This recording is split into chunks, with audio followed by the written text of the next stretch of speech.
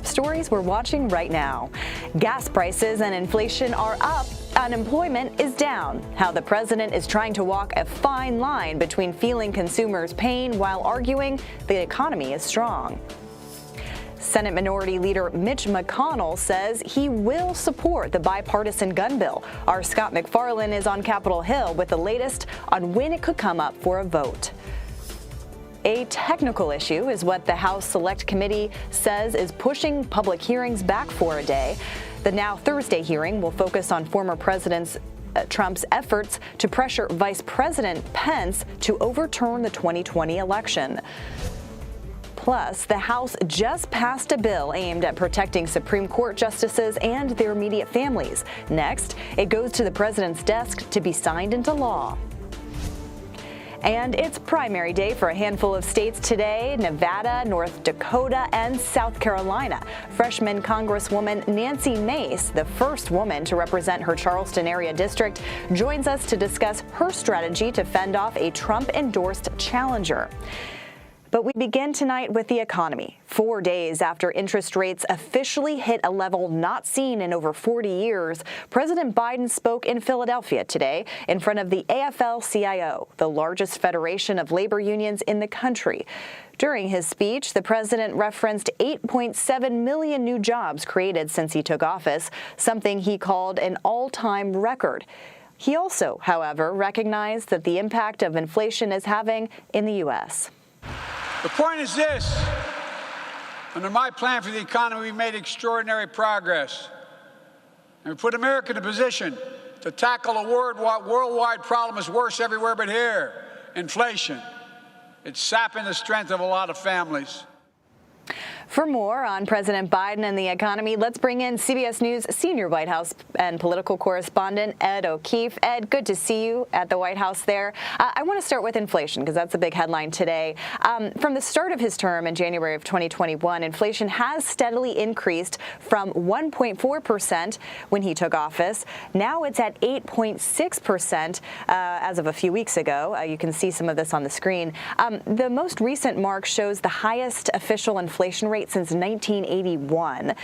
So, of course, the war in Ukraine certainly hasn't helped all of this, but inflation was already at 7% a month before Russia's assault began. So how is the president's economic team and their recent admissions of essentially misjudging inflation, how has that complicated Biden's position here? Well, look, I mean, they're eagerly anticipating the Federal Reserve's moves tomorrow, understanding that, as the president has said, it's really up to them now to try to drive this down as much as possible in the coming months. Many analysts expecting it'll be a 0.5 or 0.75% increase, and that would be a dramatic move by the Fed that hasn't, of course, raised rates that much in recent years, but also a signal of how quickly they're now trying to address this. Both the Federal Reserve, Treasury Secretary, other economic officials here at the White House have conceded they weren't necessarily forecasting this correctly. They thought it was transient or happening because of the pandemic. Then it was because of the war in Ukraine. But clearly, it continues, and they understand that there's real political risk now for the president should that interest rate hike that happens tomorrow not be reflected positively by Wall Street, by polling from Americans who believe that the economy is in better shape or that it's somehow being addressed. And that if Congress doesn't start to take some kind of an action to demonstrate that they're trying to do something to help drive down prices. So remember, there's very little a president can do on their own. They have to be pushing the Federal Reserve to do what it's going to do tomorrow, what it's expected to do. They can be putting political pressure on Congress to act. They can be doing what they did today in Philadelphia by saying, look, jobs numbers are in great shape. Economic growth is in fantastic shape. We've addressed the supply chain backlog for the most part for now. Yes, inflation's a problem around the world as it is here, and I understand people are hurting, but the undertones or the underlings of the economy are in great shape, and that's because of us. If you'd rather hand it back over to Republicans, here are the things they might do. And he ticked through some things in the plan that's been presented by Senator Rick Scott and whatnot. That's an election year argument. We'll see whether voters are okay with it. Yeah, and I want to ask you a little bit more about this because you have this dynamic where the economy does look good on paper, but people aren't feeling it that way. Yeah. I mean, one positive economic number for the administration is that unemployment remains really low, 3.6%. And most people, who want to find work can find a job. But people are also facing high gas prices, high rent and mortgage rates, things they have to pay, grocery bills. So people aren't necessarily feeling that good economic number personally in their own personal economies. What does the president make of all of this, and how is he talking about that dynamic? Well, he talks about it in essence the way he did today, by saying, we have helped make this possible, but I also understand that inflation has become an urgent concern for people and his top priority. The problem is he just can't do much about it on his own. And so, how do you get people out of a mental funk that the White House would argue they're in because of high prices and make them believe that better times are ahead, when poll after poll after poll continues to show he's being held responsible for this, Democrats more broadly are being held responsible for it, despite the fact, as you said, if you want a job, for the most part, you can find one right now, even if it costs you more to get there or to pay for other things. And that's the big challenge, is that, I may have a job, I may be able to do things, but vacation's costing more, getting to work is costing more, gas is costing more overall. Therefore, groceries are costing more. You layer that with the fact that the pandemic isn't entirely over, the baby formula shortage, the ongoing war in Ukraine, concerns about mass violence across the country. It's all adding up, and it's making life difficult for this president, at least politically.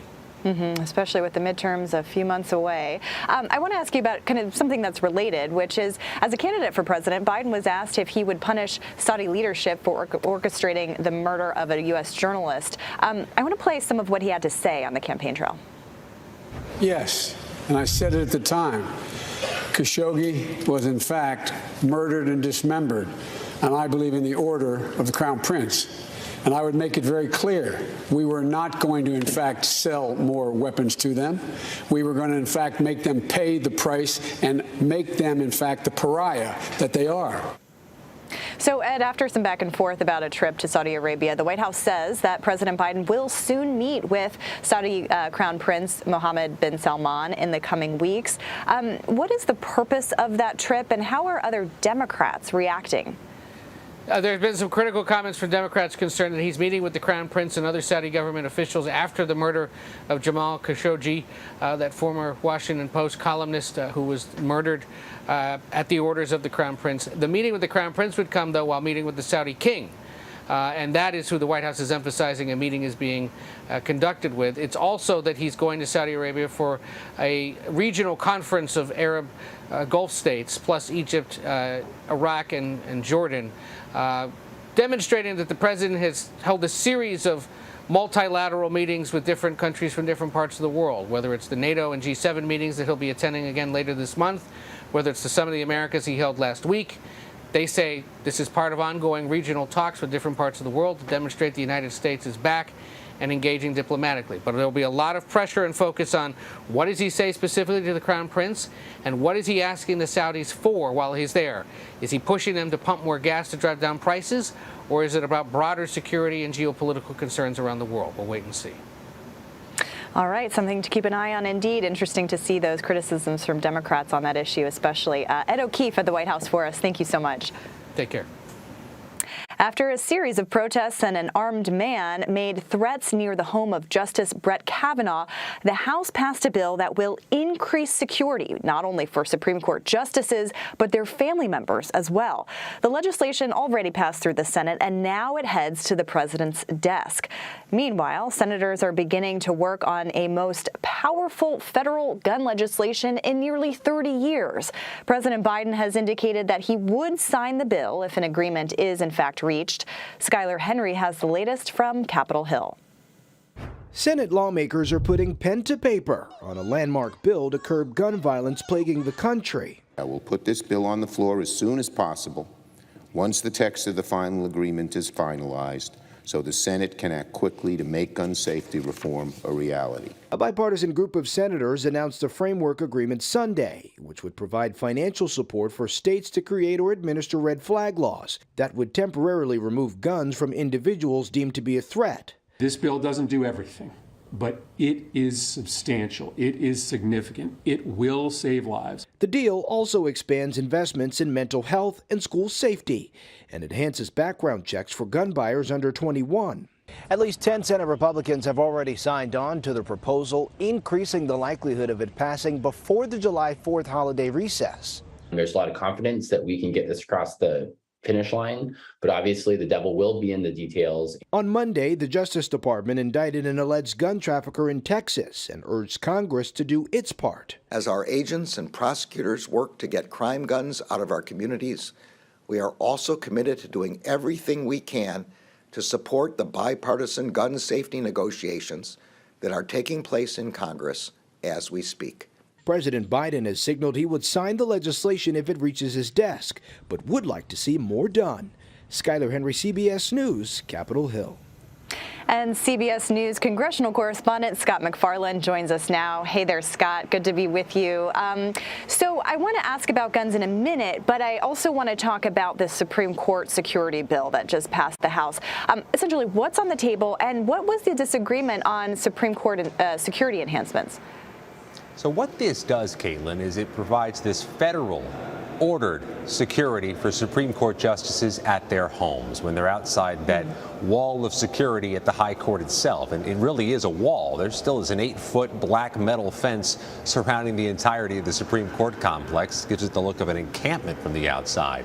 But the concern is the vulnerability at the private homes of these justices, and it's because of what happened a week ago when there was an arrest of a California man accused by the federal prosecutors of targeting Justice Brett Kavanaugh. According to the 911 call made by this person arrested, obtained by CBS News, he made the trip all the way across the country by air, then took a cab from the airport to Justice Kavanaugh's home with a bag, zip ties, a knife, a gun, and ammo. That shook the court, and it shook action from the U.S. Congress. The Senate passed a bill ordering more security by unanimous consent. The House followed suit today. But, Caitlin, one note, there was this unique coalition voting against it.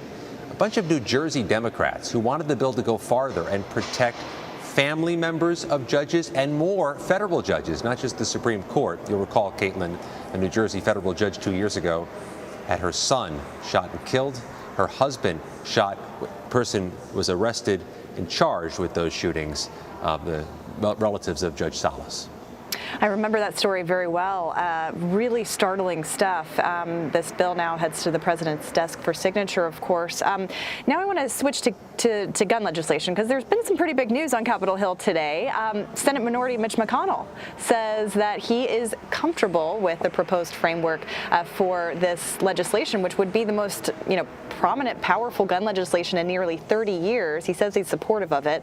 What does that mean? McConnell's seeming endorsement of this framework mean for the success of the bill? We know, of course, it's not necessarily a bill yet. It still needs to be written into law. It's very impactful. First, let me button up something I said a moment ago. I misspoke when I said the judge had seen her son and husband shot.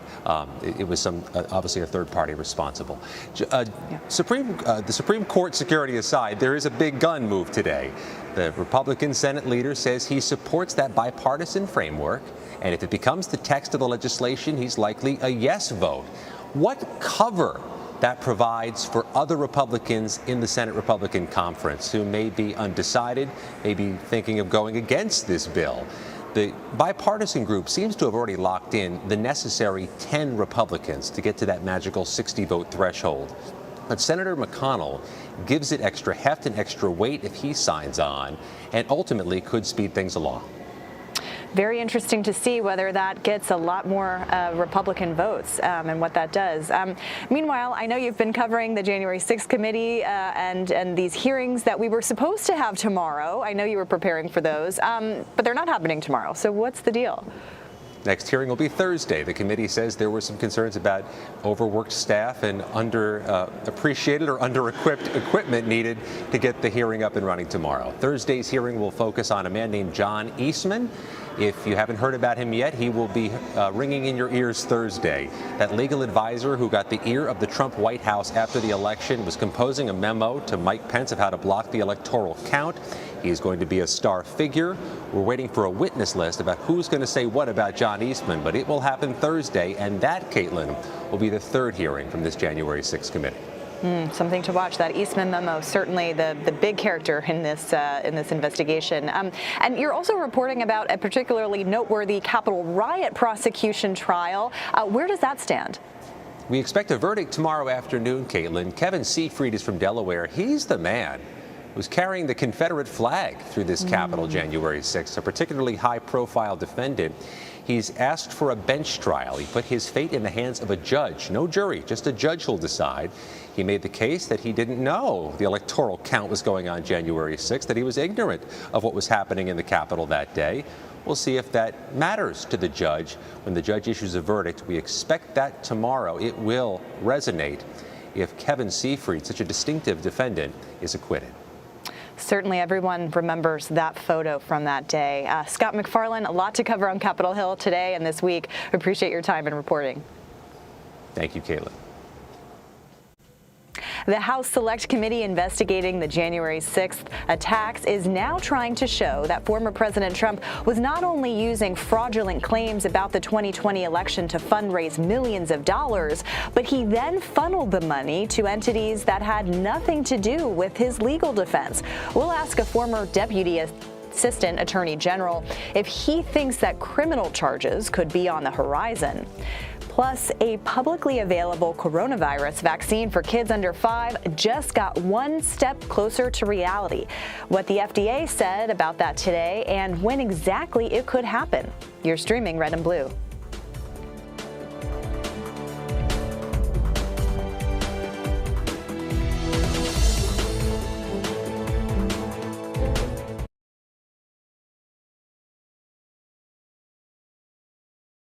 I'm Norah O'Donnell in our nation's capital. We're here at the White House with the President of the United States. Thanks for having me. I appreciate it. You've never done an interview like this before. That's correct. Tonight, a congressional investigation sparked by reporting from CBS News. What's your message to consumers? They need help now. Tell him I feel it. The CBS Evening News with Norah O'Donnell from Washington, D.C. on CBS and streaming on Paramount+. We will witness yet another moment in history. The threat of severe weather and dangerous tornadoes is expected to last. Let's get the forecast from our partners at the Weather Channel. Here we are in our virtual view. Now 6 feet of water, imagine that. Cars that can act like battering rams. These hyper-realistic simulations show you what the weather will look and feel like before it happens. This is our virtual view, what it actually looks like. Those are some of the best graphics I've seen. Spare no expense, Gail. We experience the weather in a whole new way. In the final minutes of Monday's January 6th committee hearing, the panel said that the Trump campaign misled donors who thought their money was going to the so-called Election Campaign Defense Fund. One former Trump campaign staffer told the committee she does not believe the fund even exists. According to the committee, $250 million raised after the election actually boosted other vehicles like the president's Save America PAC. More than $200,000 went to Trump-owned hotels, $1 million to a foundation led by Trump's chief of staff, Mark Meadows, and $5 million to the company that helped to organize the January 6th rally ahead of that Capitol riot. So Harry Litman is with me now. He's a former U.S. attorney and former Deputy Assistant Attorney General. He is also the host of the Talking Feds podcast. So Harry, good to be with you. Thanks so much for joining us. So we saw yesterday a number of Republicans, even those close to the former president in his inner circle, testified under oath that they all knew that the election was legitimate. Yet former President Trump fundraised tens of millions of dollars for a legal defense to challenge that election. So could that warrant a criminal prosecution or further investigation, at least, from the DOJ? Yeah, I think it could. And the reason is it was basically fraudulent. It was a lie. You saw on the hearing anyway, emblazoned across the top to donate to this election defense fund. By the way, a fairly despicable actions, sending his most steadfast donors 25 emails a day and getting them to donate $20, $30 at a time, and all for a kind of slush fund for himself. But this is the same conduct that Steve Bannon was prosecuted for. He told people that he solicited funds, but it wasn't for what he said. It's the same thing that Sidney Powell, Trump's lawyer, is now being investigated for by the Department Department of Justice. It's a fraud, and it's a federal fraud, given the use of the mails and such. So, yeah, I think it could be a whole new area of criminal inquiry.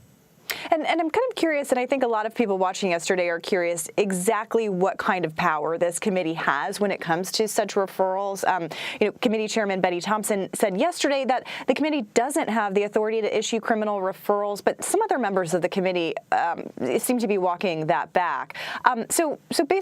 Basically, does the committee have that power, and do you expect them to issue any referrals to the DOJ?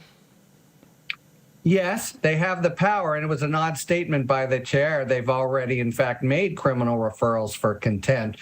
There obviously are stress points within the committee on this, right? You have Schiff and Lofgren saying we haven't decided yet. You have Luria saying we ought to do it. I would have said until yesterday, yeah, I expect them to do it. But if the chair is out there saying we don't have the authority, for even if it's not accurate, it seems to me a pretty strong indication that they're not going to do it. And I can see why they wouldn't. I can see their concluding look. Garland is going to keep his own judgment anyway. And if we do a referral and he does wind up prosecuting Trump, it'll be, if nothing else, a talking point for the right to say this is just the department doing the political bidding of the Congress. It's all the Democrats and the like. So I'm not sure they gain very much from it. Do they have the power, though? Certainly. Interesting. Okay, that's a really interesting dynamic to keep an eye on, considering all of the politics on the outside of this. Based on the testimony that you've seen so far, and I know we have more to go, but do you see anyone else in former President Trump's circle at risk of a criminal referral at this point? A referral, who's to say? Because I think they're not going to do it, but I see people at risk of criminal prosecution by the department. And we know that the department is already independently convened 2 grand juries that are looking into not the sort of marauders of January 6th, but the political officials. And yes, I think felt people like Mark Meadows and Dan Scavino were very much involved with what Trump was doing. So their fingerprints are on a lot of things. We know that who was to be the star of the show tomorrow, Jeffrey Clark, who tried to sort of stage a coup in the department, he's already taken the Fifth Amendment, fearing criminal liability. I think he's at some risk. John Eastman, I think, is at some risk also for trying to essentially do a scheme to subvert the election. And then who's to say whether it would be a big step to prosecute some of the members of Congress, and it would depend on their involvement, which we really don't know yet. But so, yeah, I think there are other heads that very well could roll, and it would be, all the weighty considerations that come into play when the department's deciding whether to prosecute a former president don't come into play for these other folks. And you can remember Watergate, where Nixon wasn't prosecuted, but all his higher officials were. That could happen here. Oh, interesting. Okay, yeah, and Eastman's certainly a main character in all of this. So you mentioned, of course, this is up to the Justice Department at the end of the day, but what would it take, do you think, for Attorney General Merrick Garland to prosecute the former president himself?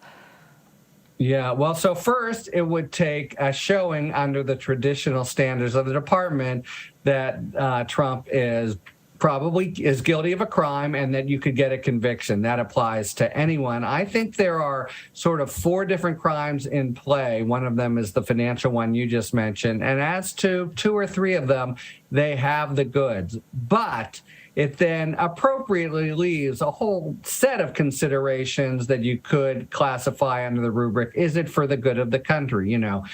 Gerald Ford decided to pardon Nixon. I think the verdict of history is that was wise. Those kinds of concerns, I think, will fall to Garland and probably to the president to consider. And it's not an easy call. It's not like Nixon, because Trump is now being just as brazen, just as unrepentant, just as damaging to the political system. So the rule of law considerations might cut in favor.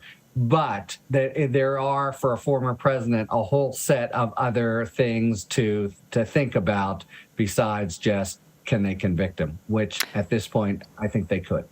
Interesting. And unlike other former presidents, this former president is still very much involved in Republican Party politics.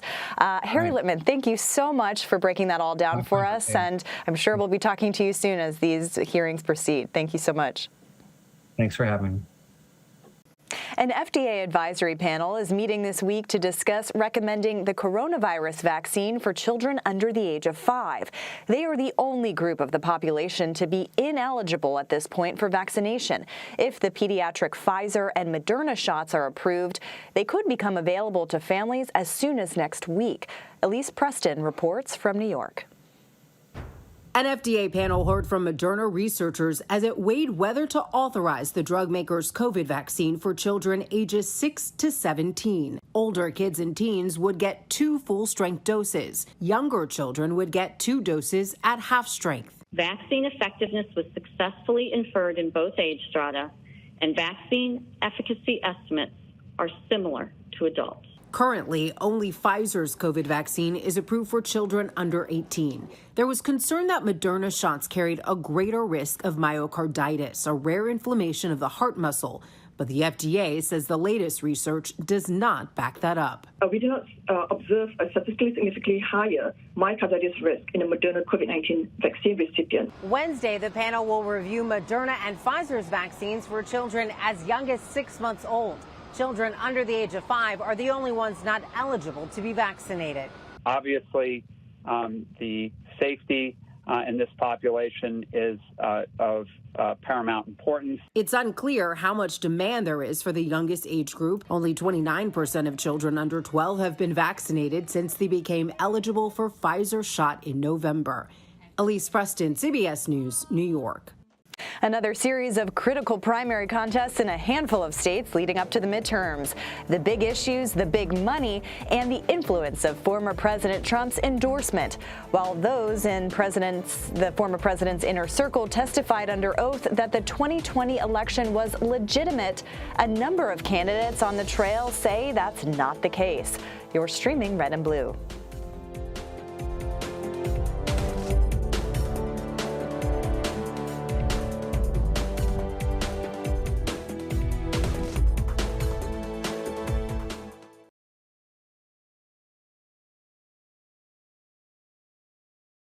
I'm Norah O'Donnell in our nation's capital. We're here at the White House with the President of the United States. Thanks for having me. I appreciate it. You've never done an interview like this before. That's correct. Tonight, a congressional investigation sparked by reporting from CBS News. What's your message to consumers? They need help now. Tell him I feel it. The CBS Evening News with Norah O'Donnell from Washington, D.C. on CBS and streaming on Paramount+.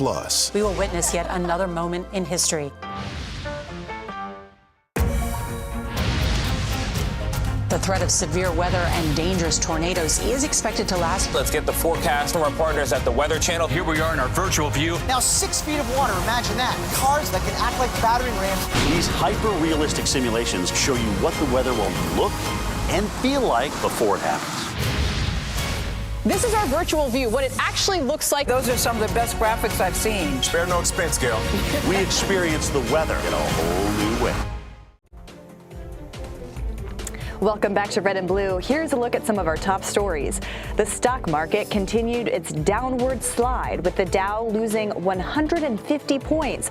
Rising inflation and the threat of higher interest rates pushed the S&P 500 into a bear market Monday as consumers struggle with rising gas, food, and travel costs. Plus, the committee investigating the January 6th attack on the Capitol has postponed Wednesday's hearing. A spokesman says the delay is due to scheduling conflicts, production challenges, and the availability of witnesses. Hearings are slated to continue on Thursday. And more than 100 million Americans are under warnings to avoid extreme heat. Temperatures in the South and the Midwest are approaching triple digits. Health officials say anyone in the affected areas should limit physical activity and be sure to properly hydrate. Tuesday marks 1 month since 10 people were killed at a supermarket shooting in Buffalo, New York. Since the deadly attack, a bipartisan team of senators has outlined an agreement for new gun control measures, but the details are still being hashed out. Natalie Brand reports from the Capitol. Survivors, families of victims, and community leaders gathered near the top supermarket in Buffalo, where 10 people were gunned down in a racially motivated massacre 1 month ago. An outsider with hate in his heart, indoctrinated in the ways of white supremacy, opened fire and killed 10 precious and innocent people. Tuesday also marks 3 weeks to the day that the massacre at Robb Elementary School killed 19 children and 2 teachers in Uvalde, Texas. Just 2 of many mass shootings that have spurred senators to a breakthrough on a bipartisan gun deal. I think it's progress for the country, and I think the bipartisan group has done the best they can to get total support. The agreement does not include provisions Democratic lawmakers have pushed for, including raising the age to purchase assault weapons, but it would include enhanced background checks on those under 21. We need to know before somebody walks in and buys a firearm when they turn 18, what their mental health and criminal record history looks like to the extent feasible. Negotiators acknowledge they're far from the finish line. They now must write the bill and pass it before the compromise hits any snags. I recognize that when you get down to the drafting, get down to offsets, there could be some additional issues that are raised. I would hope we get it done by no later than the end of next week. At least 10 Republicans have so far signaled their support, which would be enough to pass the Senate. House Democrats have signaled their support as well, even though it falls far short of gun control measures passed last week in the House. Natalie Brand, CBS News, Capitol Hill. Voters are heading to the polls for primaries in 4 states today. Primaries are happening now in South Carolina, Nevada, Maine, and North Dakota. And a special election is underway in Texas, where Republicans are fighting to take over the seat. Many of the primaries will test former President Trump's hold on the Republican Party. The frontrunner in the GOP primary in the Nevada Senate race is endorsed by Trump, and 2 Republican House incumbents in South Carolina are facing challengers by Trump-endorsed candidates. So for more on this, let's bring in some pros who have been following all of these races and can break it down for us. Musaddiq Badar and Aaron Navarro. Moose is CBS News tech and politics reporter, and Aaron is CBS News political unit associate producer. So Moose, I want to start with you. You are in Nevada right now. I know you've been on the ground reporting on all of these races. Many of these contests are often viewed as a measure of the former president's influence. That's something that we're tracking throughout these primaries. So how are these Trump-endorsed candidates doing where you are? Yeah, hi, Caitlin. There are several races we're keeping an eye on today where you have candidates backed by former President Donald Trump, most notably the GOP Senate primary, where you have Adam Laxalt leading the pack. He is the state's former attorney general. He also served as former President Donald Trump's campaign co-chair here in Nevada, and he led a lot of the battles to overturn the results of the elections here. He filed lawsuits falsely claiming that dead people voted in the election. Those allegations were found to be false after an investigation by the Secretary of State's office here. And he's been running on that message that the 2020 election was stolen and that there needs to be better investigations on it. And he's currently leading by 14 points in the polls. Another race we're going to be keeping an eye on is the Secretary of State's race here. The leading candidate, Jim Marchant, former state lawmaker, has said that he would not have certified the results of the 2020 election here in Nevada, and he's been running on that platform. And it's important to note all of this because right now you have lawmakers in Washington, D.C. investigating how those conspiracy theories and allegations of the 2020 election being stolen led to the Capitol riots, and you have candidates here in Nevada running on that platform. Right. A really good reminder that this is something that's continuing on in the Republican primaries, and especially in areas that they could be having jurisdiction over voting. And also, of course, that Senate race, a big target for Republicans hoping to win back the Senate. I'm curious about how early voting is going in Nevada. Any data, any sense of how that's going so far? Yeah, early voting here it went on from May 28th to June 10th, and according to the Secretary of State's office, about 250,000 people have already participated. Just to give you a little context, in the 2018 primaries, 350,000 people voted. So we're expecting turnout to be around 20%. That is pretty low. What's interesting, however, is that more Democrats are voting by mail and more Republicans are voting in person. In fact, 60% of the early voting that took place in person was Republican voters compared to 30% of Democrats. So along with that theme of election integrity and not having trust in the results and in vote by mail processes, you have Republican voters here voting in person. And how does what happens in Nevada tonight stand to impact politics on the national level in November? Yeah, it's going to be huge. Well, first of all, the Senate seat is going to be a really close race. It's going to be a toss-up seat. The incumbent, Senator Catherine Cortez Masto, barely won in 2016. She won without winning Washoe County here in Reno. And, Democrats generally run up the score in Clark County and hope to win over there. But this time, Republicans feel that it could be a little bit different. They feel that the issues, particularly the economy, where this state has been hit really hard. At the height of the pandemic, unemployment here reached almost 30%. And while some of that has scaled back a little bit, gas prices are really high at over $5.60 a gallon, the second highest average prices in the nation.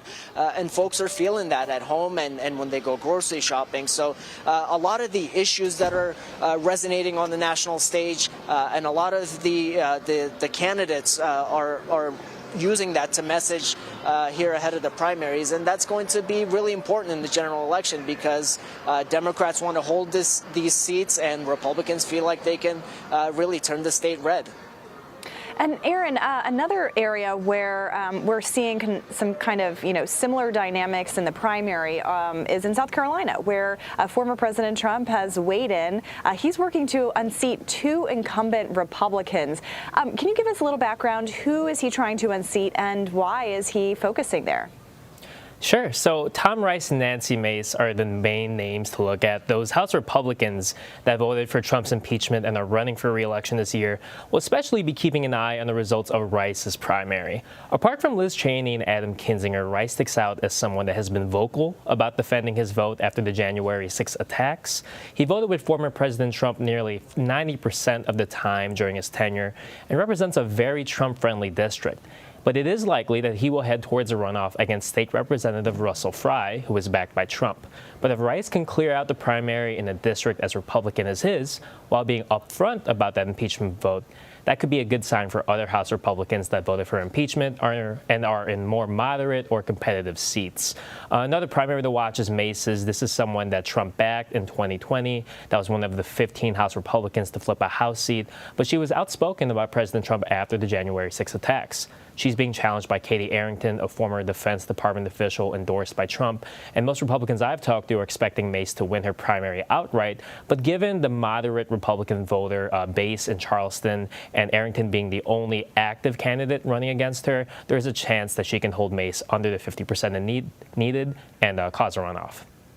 Two very interesting races to see kind of how these strategies of trying to navigate Trump's ire pan out. So we'll definitely be watching those. What other races should we be paying attention to today? So two incumbents I'm watching in Nevada, Democrat Dina Titus and Republican Mark Amade. Both have notable challengers on the further wings of their party. Titus's main challenger is Amy Vilela. She was backed by progressive Senator Bernie Sanders earlier this month and supports Medicare for all. But also in South Texas, there is a special election to fill the seat of Democrat Philemon Vela. Republican candidate Myra Flores is the lead fundraiser in this race. She's benefited from outside Republican groups spending money. But Republicans have talked a lot of game and done a lot of investments in this region of the country, trying to appeal to more moderate Hispanic voters. So we'll see tonight if Flores does clear the primary outright. We'll see if that Republican investment pays off. All right, a lot to watch for tonight, and heading into those November elections, we'll get a lot more information about the electorate and the Republican Party at large. Musaddiq Badar in Nevada for us, and Aaron Navarro here in Washington. We appreciate your time and reporting. Thanks. A Republican primary in South Carolina today pits a sitting Congresswoman against a candidate endorsed by former President Trump. Incumbent Nancy Mace joins us to discuss her past criticisms of the former president and her most recent shows of support for him. You're streaming Red and Blue.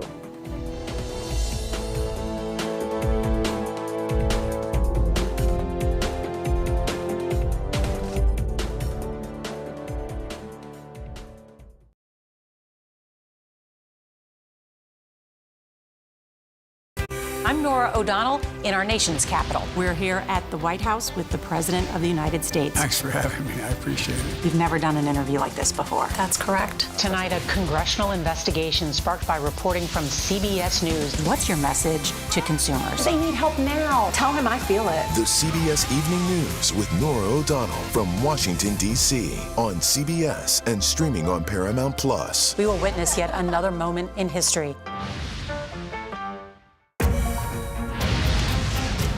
The threat of severe weather and dangerous tornadoes is expected to last. Let's get the forecast from our partners at the Weather Channel. Here we are in our virtual view. Cars that can act like battering rams. These hyper-realistic simulations show you what the weather will look and feel like before it happens.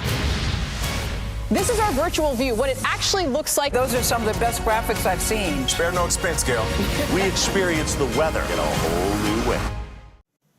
Representative Nancy Mace is facing a tough Republican primary today against a candidate backed by former President Trump. Her top challenger, Katie Arrington, has the backing of former President Trump. Arrington has also echoed Mr. Trump's baseless allegations about the legitimacy of the 2020 election. And Congresswoman Mace joins us now. Thank you so much for being here. We appreciate your time. It's good to see you. So you made a name for yourself as the first woman to represent your district, and you also made a name for yourself for publicly parting with former President Trump on COVID and election legitimacy, and you've called out extremism within your own party. Yet after Trump endorsed your primary opponent, Arrington, you taped this video outside of Trump Tower. Take a listen. Hey everyone, Congresswoman Nancy Mace here. I'm in front of Trump Tower today, and I remember in 2015 when President Trump announced his run. I was one of his earliest supporters. I actually worked for the campaign in 2016. I worked in 7 different states across the country to help get him elected. I supported him again in 2020 because of policies I believed in. So, Congresswoman, did you seek Trump's endorsement? Well, I've been endorsed by a number of folks in this race, including our very own Nikki Haley, who's a former governor, first female governor of South Carolina, and the ambassador to the United Nations. And she's been on the campaign trail with me the last 2 days. I've been endorsed by former President Trump's former chief of staff, as well, and several local mayors and other elected officials. I'm the only one in this race that has endorsements from local officials. I did not seek out his endorsement, but I've gotten a lot of support from the state of South Carolina, in the Lowcountry, in the 1st Congressional District, from a number of elected officials. And at the end of the day, endorsements only go so far, and all politics is local. I grew up here, I'm raising my family here, and I've been working really hard. And when I won this seat back for Republicans in 2020, it was a seat that my opponent had lost to a Democrat for the first time in 40 years, and that was in the 2018 midterm election cycle. I'm the only woman in this candidate who knows how to win this race and keep it in Republican hands in November. And I'm really excited about the momentum that we have going into today when the polls close at 7 p.m. and on to November in the general election. And if you are able to be successful in this primary, what would that say about the power of Trump's support in these midterms? Well, anyone who's ever run for office knows that endorsements can only go so far. It's up to the candidate to do the work. That means raising money, that means campaigning, giving speeches, going door to door, and doing all the things necessary to pull out a win. And I worked really hard. I worked hard to win this seat back for Republicans 2 years ago, working really hard in the primary now, but I represent a swing district. This is not an easy district for any Republican. And I only won this seat by 1 point 2 years ago. And while I'm conservative, I represent more than just conservatives in this district. It's really important that we have someone who has a solid record that represents the values of this district. And that means someone who's independent-minded, independent thinking. I literally ran in 2020 by saying I was going to be an independent voice. I said I would not toe the party line, especially when Republicans spent too much or taxed too much, and have a great fiscally conservative record that both sides of the aisle value it. For example, I've never voted to raise taxes ever, and I have a record of voting to lower taxes 100% of the time. I'm running against someone who voted for the highest tax hike in South Carolina history, not once, but twice, and that was a gas tax. And we're all seeing gas prices skyrocket right now, and that tax is hurting hardworking families and hardworking folks in South Carolina. With all of that said, why did you feel that it was important to show that you had supported the former president? I mean, taping that video outside Trump Tower did send a message that you were aligned with him. Well, policy-wise, I mean, he did a lot of great things when it came to immigration and the wall and Title 42 and the Remain in Mexico. He had the Tax Cuts and Jobs Act, one of the first tax cuts that I could think of in decades. And I'm a person who loves a good, solid tax cut, and certainly wish the state of South Carolina didn't have a state income tax right about now. But also, he did some very good things on prison reform and criminal justice reform. There were really good policies that every American could support. And I wanted folks to remind people that I was there, and those are policies I still support today. I haven't changed, and none of my values have changed. My principles and my values are the same as they always have been, which is a really important distinction. I'm running against someone who's been a mega flip-flopper, has flip-flopped on a number of different issues, and is running on a bed of lies right now, and doesn't represent the values of the 1st Congressional District. And that's just important for voters to know who they're voting for when they go to the ballot box. And I know you still have to get through the primary and your own general election, but would you support Trump if he were to run in 2024? Will support the Republican nominee in 2024, and we're seeing a lot of names being thrown out there right now. I think the Republicans are going to have a great field of candidates, but we've got to get through 2022 first, and that means getting a majority back in November. And the only way Republicans can get a majority is if they win swing districts like South Carolina's 1st Congressional District in November, and we've got to have candidates that run and can win to do that. On the day of the insurrection, I think our viewers might remember that you came on this show and you called out the former president for his response. Let's play a little bit of that. He needs to get off Twitter. He needs to get on television. He needs to urgently ask. He needs to stop talking about voter fraud tonight. We're not having that conversation tonight. We need to ask these people to stop attacking our police, to stop violently attacking our law enforcement or Capitol Police. We need to ask them to follow the rule of law. We need to ask them to go home. So yesterday, during the January 6th committee hearings, we heard from members of Trump's inner circle, those closest to him, saying that despite what they were saying publicly at the time, the election wasn't stolen, something that we all know. But your opponent in this primary says it was. I'm curious what you make of yesterday's testimony from those closest to Trump. And do you think that does anything to kind of change the dynamics in the Republican Party at this point? I was actually out campaigning because we have a primary today and polls close at 7 p.m. tonight. I've been out campaigning with Nikki Haley here in the Low Country over the last 2 days. I haven't had a chance to look at any of the hearings. In fact, last week, my kids and I had my oldest was driving me and my other kid, and we were going door to door. This past weekend, we were on electric scooters. We've been working really, really hard on the campaign. This is like the Super Bowl for those who are running for office, and your primaries are today. And so we've been working really hard on that. But some of the things that I've said in the past, for example, we have 4 federal agencies that are investigating January 6th. And the Department of Justice has had over 800 arrests so far in their investigation. And we really ought to let our federal agencies that can file charges and press charges and hold people accountable, let them do their job. As you're going door to door and talking to constituents, are they talking about the 2020 election? How is that ranking on their list of issues? Because in a lot of Republican primaries, including yours, your opponent is still talking about the results of the 2020 election and making these false claims. The number one issue that I hear from voters about is inflation and gas prices and grocery store prices. And that is based on over 40,000 doors that we've knocked, thousands of text messages and phone calls. That's based on real conversations with real people and real voters about what's on their mind. And inflation is a real problem. We've had double-digit inflation over the last 90 days. We've seen shortages of baby formula. We've seen it right here in the 1st Congressional District. But families and hardworking Americans are suffering right now and facing enormous challenges, particularly financial challenges. And that's what voters are talking about, not what the press is trying to write about these days or the headlines are trying to grab, but they're really talking about the bread and butter, kitchen table issues like inflation and gas prices. I mean, I do think, though, that there are a lot of Republicans that are still talking about the 2020 election. There are a lot in Congress who would rather be talking about inflation and other issues, but there are a lot of people running in Republican primaries across the country, some winning, continuing to kind of harp on these false election claims. Is that an effective strategy for your party? Well, I think really every district is different, and the right person who represents their district is the person that's going to win, both in their primary and in November.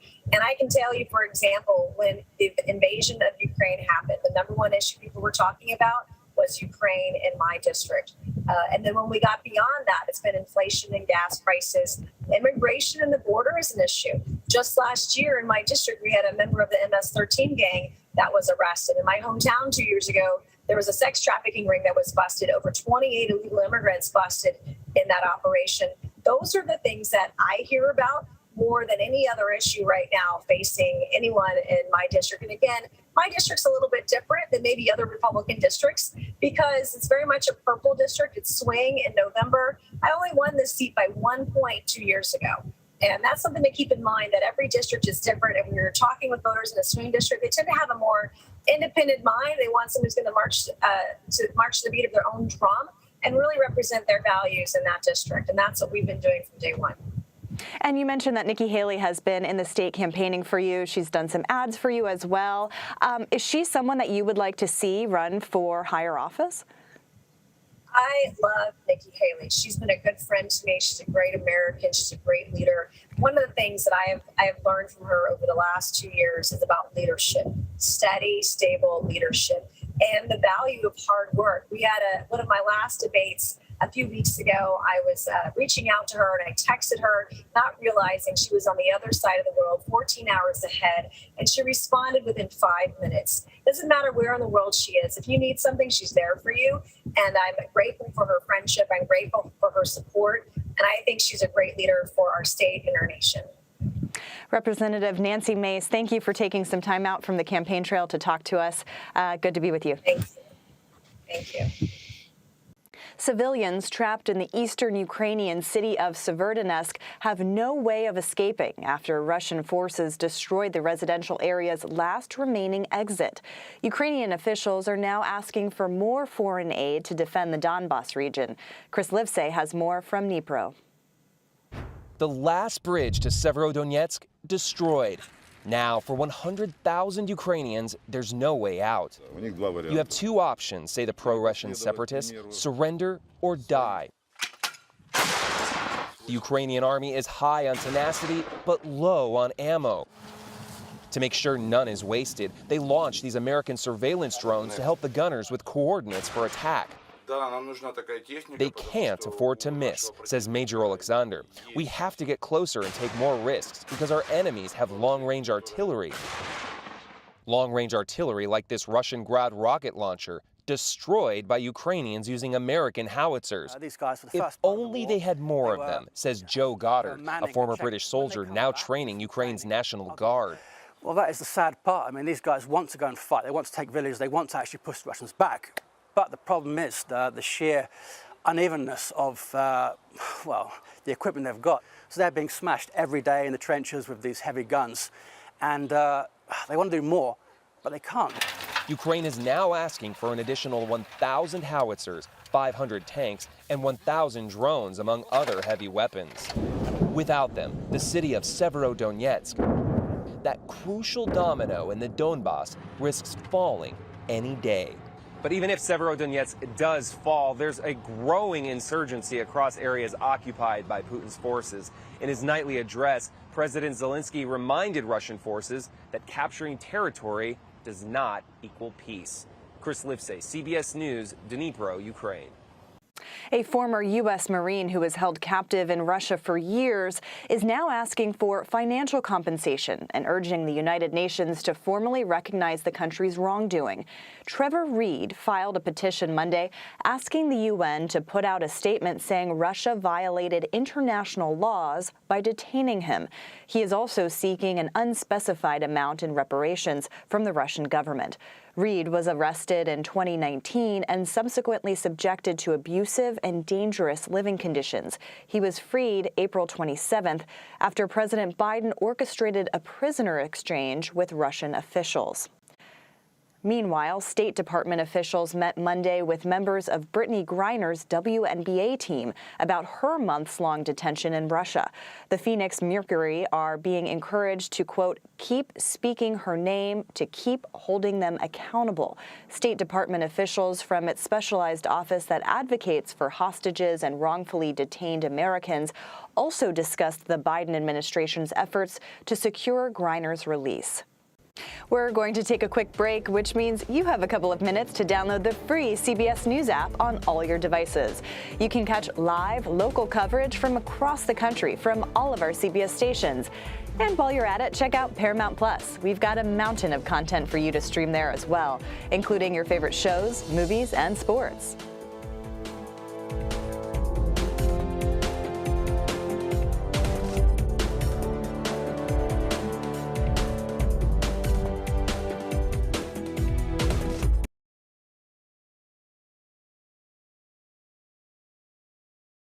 I'm Norah O'Donnell in our nation's capital. We're here at the White House with the President of the United States. Thanks for having me. I appreciate it. You've never done an interview like this before. That's correct. Tonight, a congressional investigation sparked by reporting from CBS News. What's your message to consumers? They need help now. Tell him I feel it. The CBS Evening News with Norah O'Donnell from Washington, D.C. on CBS and streaming on Paramount Plus. We will witness yet another moment in history.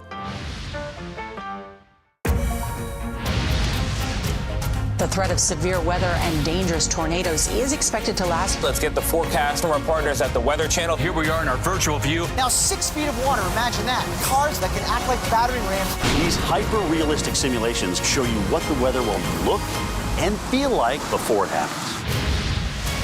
This is our virtual view, what it actually looks like. Those are some of the best graphics I've seen. Spare no expense, Gail.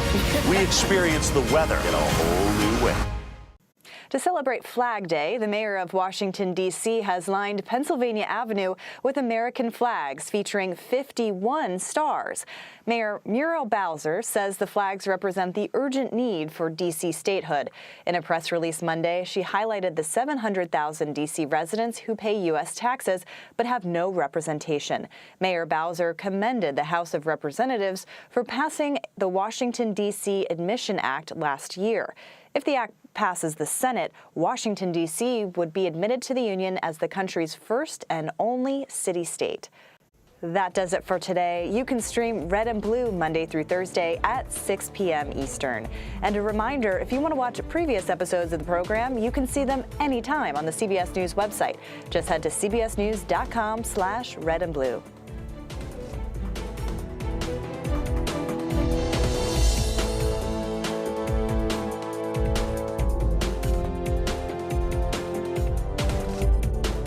I'm not a crook. Watergate, June 17th on CBS.